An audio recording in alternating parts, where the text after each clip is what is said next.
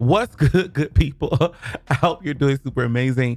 Claude Hamilton here, Dr. Claude, affectionately known. And I'm so grateful to be live right now. Happy Easter and all the things. My mic was muted, so it threw me off.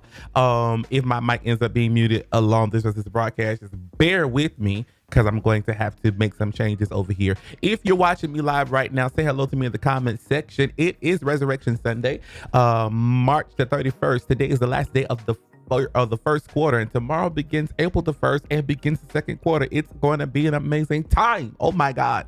As you can see by the title of this particular live stream, it is called Let's Talk Sermon Graphics and Stuff. Happy Resurrection, Prophet Gorell. Hope you're doing super amazing. Listen, I wanted to get on here and have a conversation because I don't often talk about these things, but I feel like there are times and points in which in my business and my ministry and all the things that I do, I have to touch some things and kind of put some things into perspective and bring them to conversations. I like having conversations and dialogue between the client and the creative so we can have some great conversations, because most people just don't have them. You know, they go down the DMs or the comments, but ain't nobody really having no conversations. Anyway, if you know somebody that needs to hear this conversation, we're talking all things sermon graphics today. I know I'm dimming down I'm niching to my particular audience. One of my particular audiences is church people, right? So let's talk. If you're a pastor, if you are a bishop, if you are a somebody in churchdom, in the kingdom, right? This is a conversation for you. Let's talk all things sermon graphics. So I am taking a conversation from a post that I made late last night. I said, anybody needs a sermon graphic for tomorrow, which is today, Easter Sunday. And most people that commented and or shared the broadcast were people that were in church and or was a pastor or know someone that was a pastor that needed graphics, right? Or possibly needed graphics for their service, their sermon for today, tomorrow, which is today.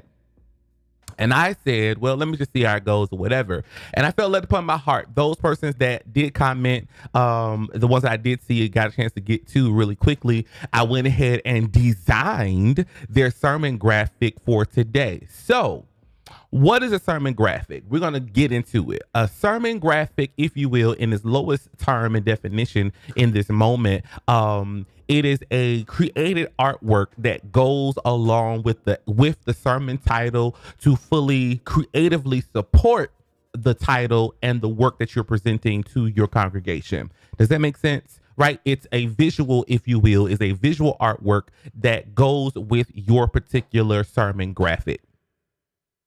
It is designed, it is created to fully express, to fully possibly support, to give undertone, to give credence to give a visual element, if you will, because there are some people who are just absolutely visual learners. They're just visual learners, and seeing is believing, and they can put two and two together and make a correlation. Now, does the graphic has to always be in direct alignment? Not always. It can be a double entendre. It can be creative works that are subliminal, if you will, or kind of make the mind think, if you will. It's so many tricks of the brain and psychology and emotion that you can use in titles and in the creative artwork, if that makes any sense. But we will get into it some more in this conversation. So let's talk sermon graphics. If you have any questions, you want to engage with me, do that in the comment section. I believe in engagement. Comment below. Let me know that you're there, enjoying the content that you're watching, right? Whether you're watching on Facebook and we're on YouTube, believe it or not. But let me know that you're watching. Let me know that you are there, right? So a sermon graphic does this. A young lady put a title under that post. You'll see it on my page. She put under that post one of her messages that she said, I'm not preaching tomorrow, but if I was, she would preach, I told you. And I went and designed this. Boom, right? This is what I created for her I Told You sermon graphic. Hey there, Tyrell Evans. Oh my God, it's so good to see you. Haven't seen you and heard from you in a while. Hope you're doing amazing. Let me know how you're doing. But I went and created this. This would have been her sermon topic, which would have been Told You. That was her sermon message. She put it under my comments. I was like, I'm feeling this for Told You. I was like, okay, cool. And then we'll get into the whys in just a second. So just remember this stuff, okay? All right. Told you was a conversation she put in the conversation in the thread. Then a pastor by the name of Brandon Pierce, if you will, he put his sermon topic today was I'm bouncing back. He didn't give me any direction. He just let me go and do what I felt in the moment.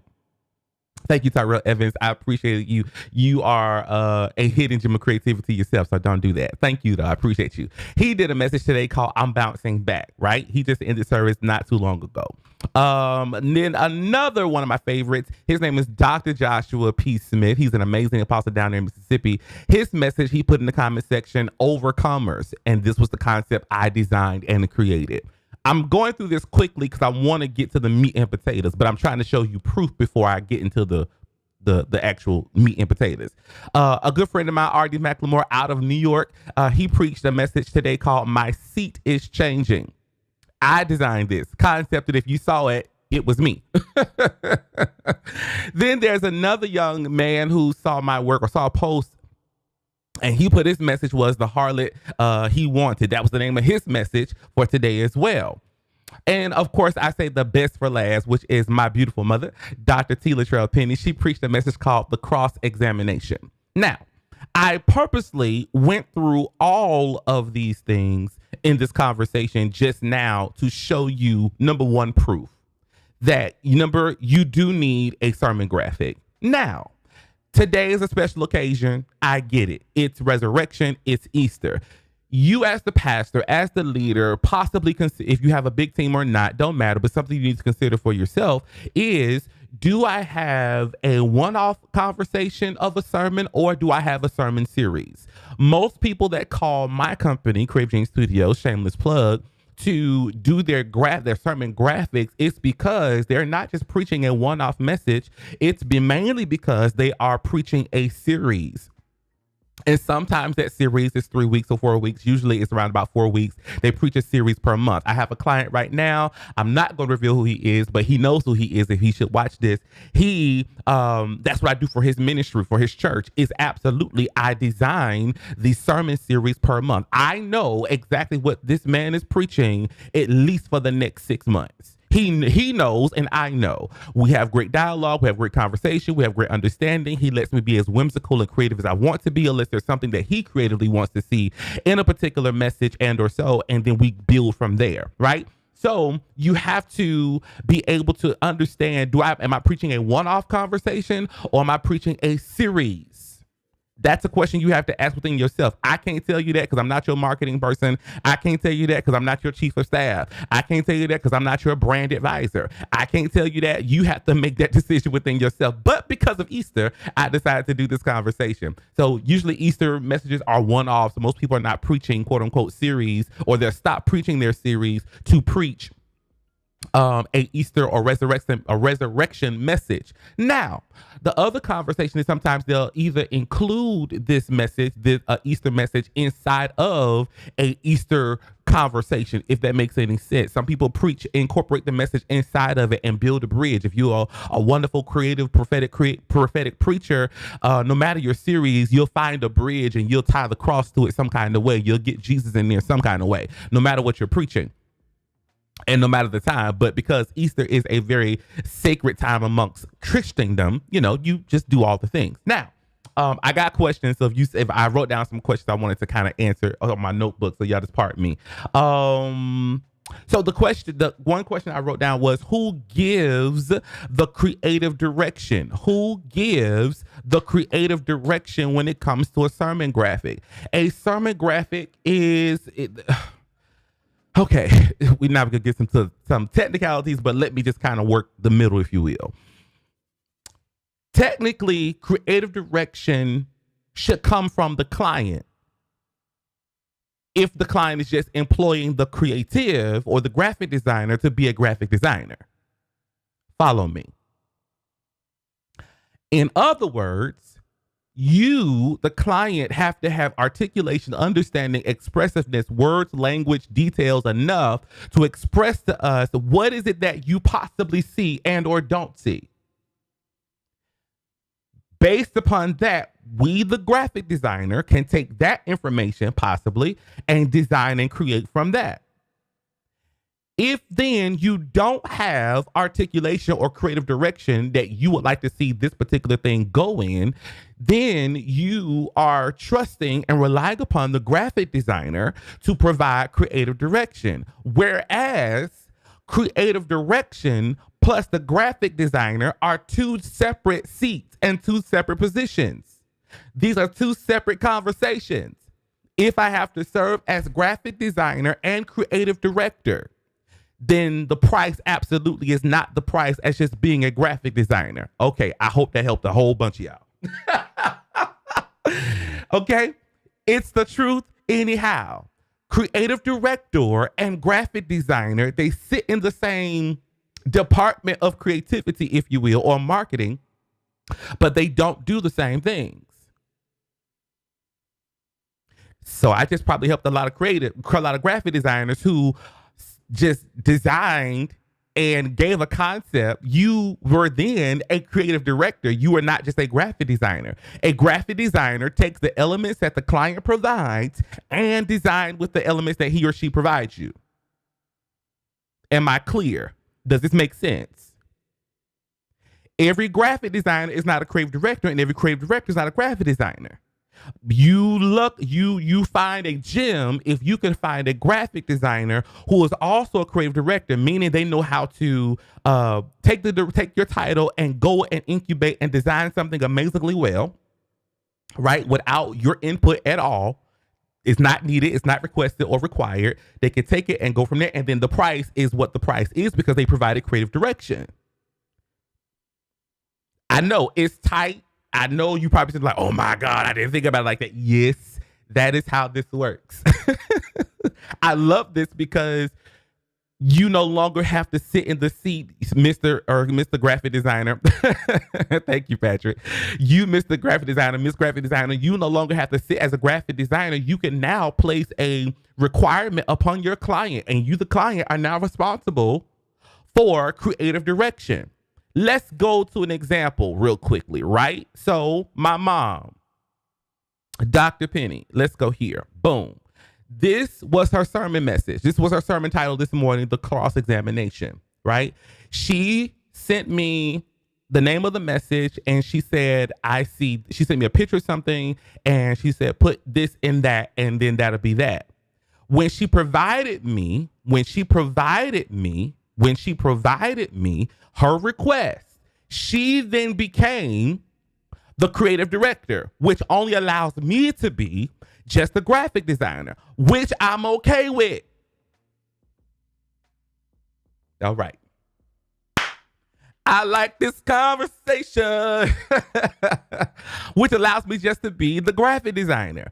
I did a concept. She was like, I don't like that. Can you change that here? Okay, cool. I did it. She was like, put the cross inside of it. That was her main thing. She wanted the cross inside of her graphic. Okay, cool. No problem. I'm not going to argue with the woman of God because that's my mama. It is what it is. She wanted this. She wanted that. I went and found what she needed, got what I needed, got my element together, dropped it on in there, sent it over for approval. She said, I love it. And I took my hands off because the woman of God loved it.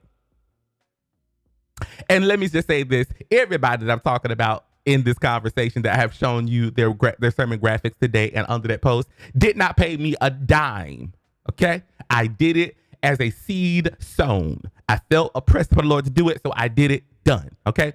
Now, are we clear on the conversation between graphic designer plus creative direction and or the client working as a creative director giving the graphic designer directions? Are we clear on that?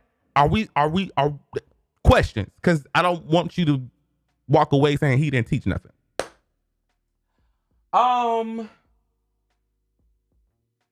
Yeah.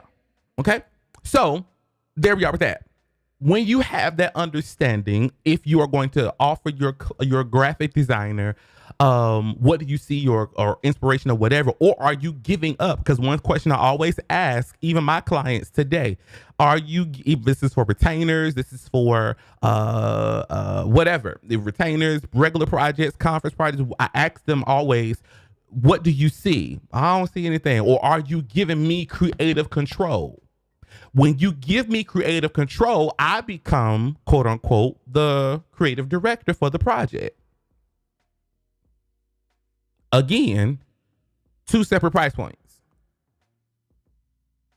It's quiet in this Presbyterian church.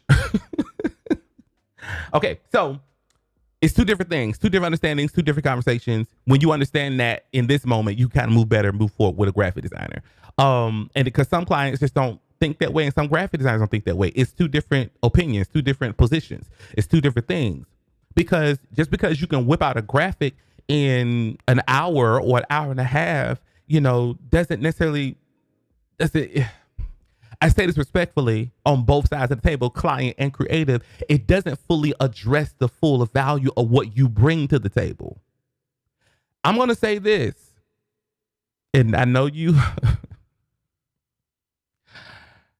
there is a plus and a minus to be able to do a graphic within a short time frame and or window. And I do mean less than 24 hours, and I do mean less than 8 hours. I do mean less than 4 hours. I do mean within less than an hour.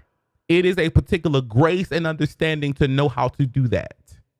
Therefore, if that is the request and the requirement in which the client is asking you to operate in, or you're requesting that your graphic design operates in, then you absolutely, positively, absolutely need to make sure the value is equated to that rapid response time. It's quiet in this Baptist church. It's the truth anyhow. All right. It's just the truth.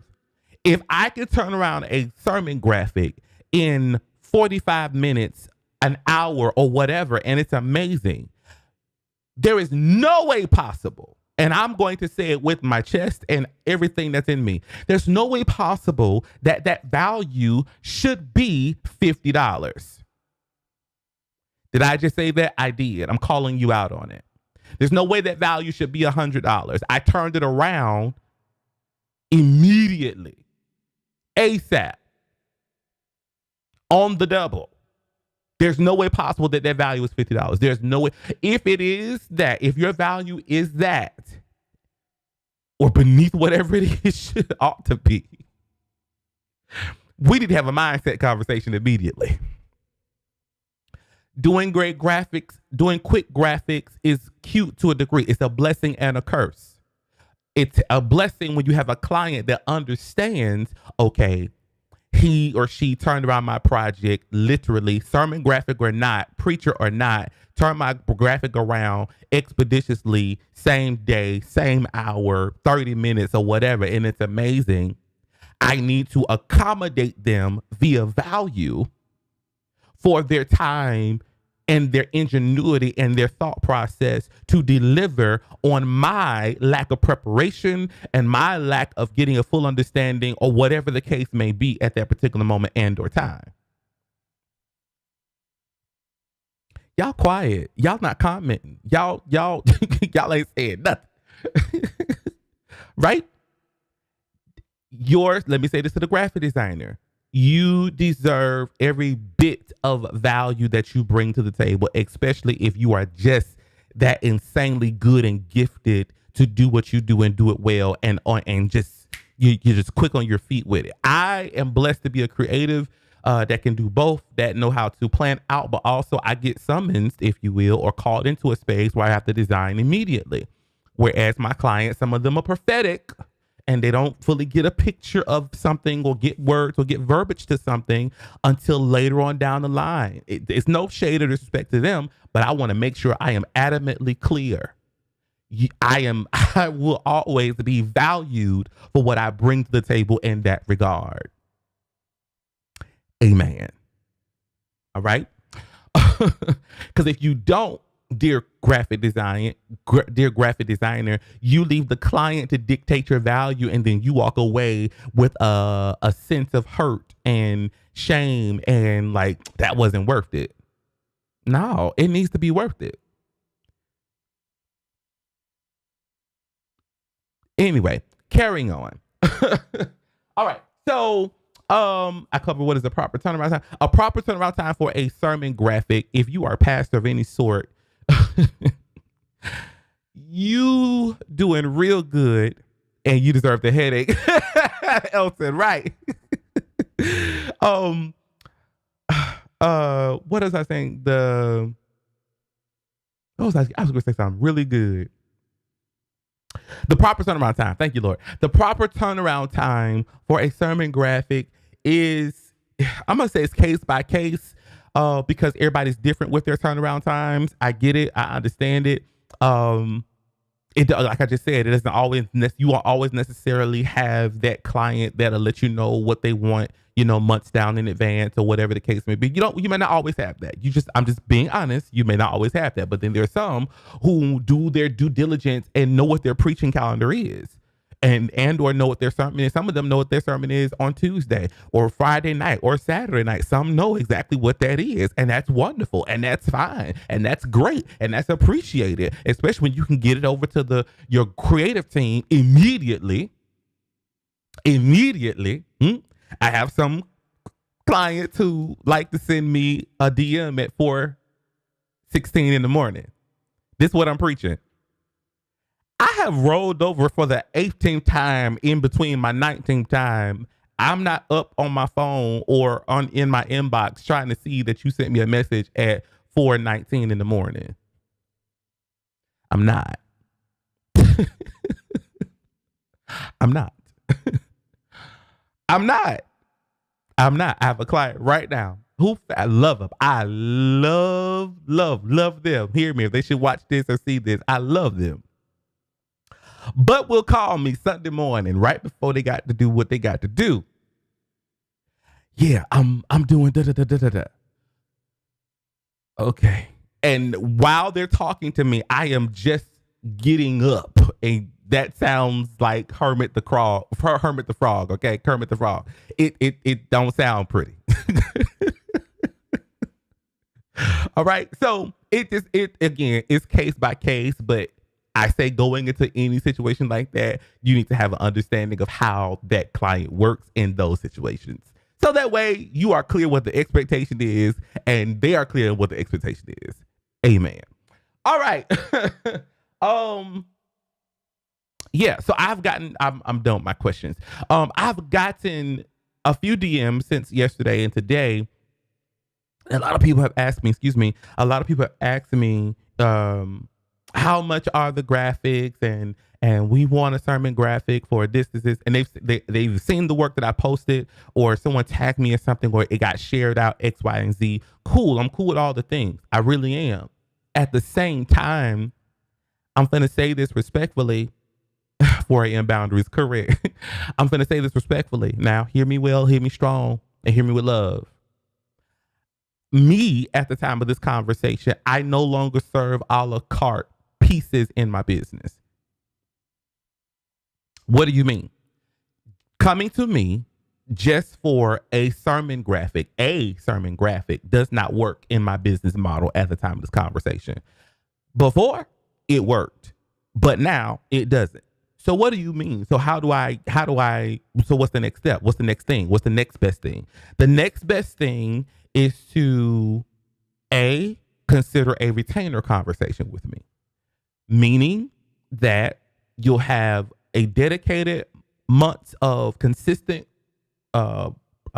creative conversation and work and product for your sermon graphics versus just one off. One off doesn't serve the full entity of what I'm trying to do and build. But what does serve what I'm trying to do and build is having a retainer conversation. What is a retainer? You get so many assets for whatever for a particular amount of money per month, XYZ. Does it make sense? Is that clear? And I went to this particular model because, again, it no longer served what I really wanted to do and become and build in my business. Being just a graphic designer that's one off doesn't serve my business well. It worked in times past. It worked in the beginning. It worked in the middle, right? It worked years ago, a few years ago. It worked. It did what it's supposed to do. Well, you missing money on the table. No, I'm not. I'm smart. Because if you believe in what I do and like what I do well, why not make a longer commitment to have creative consistency? I'd rather build a relationship with you, business relationship with you, that is of a longer consistency. I have the longer game in mind, not the short game in mind. That's not my goal. Amen. Come on, say amen. That's not my goal. My goal is to build a longer business relationship with you, right? That gives you credibility, that gives you creativity, that gives you communication, that gives you the creativity and excellence that you deserve in your ministry, your business, your offering, your product, your service. No matter what it is, I would rather have that conversation than just, oh, I just need a flyer, oh, I just need a sermon graphic. That don't sound too solid. You understand what I'm saying? And it also leans over to I can lean over and you'll get a little bit of the creative directing. You'll get a piece of the branding. You'll get a piece of my brain in the marketing area and XYZ. And you really start saying, now, wait a minute. Now we went this direction and this happened. And he suggested this and we did it and this happened. It's a better conversation. You feel me? Versus, okay, I just need this. And you lock it down, you keep on going. That don't work. Not in my business model. Now, for somebody else, that might work. But not for Crib Gene Studios and the people that work with Crib Gene Studios and my team. Right? I'd rather have a 12-month contract with a ministry and I am in that 12-month relationship, that 12-month business relationship, and we're creating some incredible things for the ministry, for the culture, for all the things that they're doing, and etc. Like, I'd rather that conversation than just, oh, I just need a flyer. No. All right. So there's that. Anyway, questions. Let's go in the comment section. Y'all talk to me if you have any questions. I am here to answer them as much as possible. While you write your questions in the comment section, I want to encourage you to join me in prayer. I'm starting prayer tomorrow at 8 a.m. I will have quarter to prayer. If you're on my text list, you already know what's about to go down. I'm doing prayer tomorrow for 3 days, 1st, 2nd, and the 3rd of April. Yeah, it's gonna be a great time. It's gonna be really, really, really, really, really, really, really dope. All right, anybody, any questions, any comments y'all want to add in the comment section? I have been on here 30 minutes. And I hope the conversation was good. I know it's like Sunday evening and everybody's trying to, get their life together. All right, talk to me. No comments. Patrick, Elton, anybody there? I think I've answered all the questions. Yeah. I think I need to ask one more. I see a question I didn't necessarily go through. Anybody got no question? Did I do a good job at least? My God. I hope this is good. I hope it's good information. I hope this is wonderful. I hope you learned something. I hope you got something from the conversation and can see it differently. Because a lot of people are just not having these conversations. A lot of designers aren't talking this talk. I don't see any that I'm a part of, communities and etc. They're not having this conversation. They're not having this dialogue. And last time I checked, my people are destroyed for lack of knowledge. So there's that. All right. Nobody has a question? None. Amen. Okay, cool. So I hope I did a good job in just presenting great conversation, great dialogue. I think this is good. Hope you learned something. I hope it was beneficial towards you. I hope it helped you, graphic designer. Helped you as a client. I hope it helped the client and the creative have great conversation. That is simply what I'm trying to simply do, is have conversations between the client and the creative, because it's not clear. The lines are blurry. So we need to get some clarity. All right. So no one has any questions. This is cool. No big deal. All right, cool. I guess no questions mean I did a good job. Not bad for me just, trying to pull something together to talk about today. I just feel like I want to come live and of course say happy Easter and all the things. All right, family, I am going to go. I'm going to get out of here. I appreciate you guys for being here. 8 a.m. prayers tomorrow morning at 8 a.m. and I'm excited about it. All right, fam, I will see y'all later. I have done a good long time of talking. And That's all. That's all I got. Family, until next time, my name is Dr. Claude Hamilton. Remember to create, remember to lead, and remember to inspire. I'll see you soon. Take care. Bye.